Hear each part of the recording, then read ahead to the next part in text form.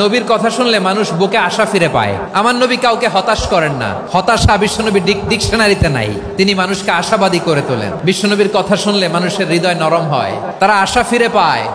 বিশ্বনবীর মুখ নিঃসৃত পবিত্র প্রতিটি কথাই আশা জাগানিয়া। সুবহানাল্লাহ পড়েন। আপনি প্রিয় নবীর মুখ নিঃসৃত বাণীগুলো পড়েন, কথামালাগুলো শোনেন, দেখবেন আশা পাবেন, বুকে আশা পাবেন, ভালোবাসা পাবেন। কারণ তিনি এমন সত্তা, এমন পার্সোনালিটি, তার কথা শুনলে হৃদয় নরম হয়ে যায়। মনে হয় হৃদয় খুলে তারে দিয়ে দেই, সব কথা যেন তারে বলা যায়। আওয়াজ করে বলেন ঠিক কিনা?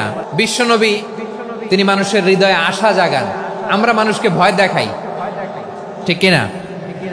আমরা ইসলামকে এমন কঠিন ভাবে উপস্থাপন করি, মানুষ ভয় পেয়ে যায়। বিশ্বনবী মানুষকে ভয় দেখাতেন না, তিনি আশা দিতেন, ভরসা দিতেন।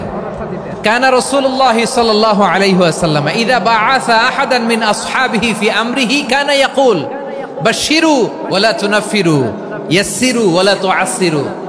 কাউকে কোনো দায়িত্ব দিয়ে পাঠালে সাহাবাদেরকে তিনি বলে দিতেন প্রত্যেককে যে বাশশিরু ওয়ালা তুনাফিরু, মানুষকে সুসংবাদ দিও, দিন থেকে ভাগিও না।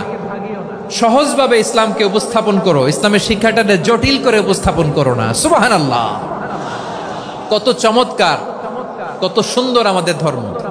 তিনি বলেছেন সহজ করো, কঠিন করো না, সুসংবাদ দাও, মানুষকে দিন থেকে ভাগিও না। সুবহানাল্লাহ বলেন। তাহলে বিশ্বনবী মানুষকে জান্নাতের সুসংবাদ দিয়েছেন। He was the bearer of glad tidings, জান্নাতের সুসংবাদদাতা। তিনি এমন ভাবে জান্নাতের নাজ নেয়ামতের চিত্রায়িত করেছেন, উপস্থাপন করেছেন, সাহাবাদেরকে তিনি জান্নাতের পাগল বানিয়ে ছেড়েছেন। পড়েন সুবহানাল্লাহ।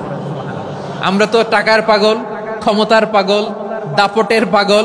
বিশ্বনবীর সাহাবারা ছিলেন আল্লাহর জান্নাতের পাগল। কিসের পাগল?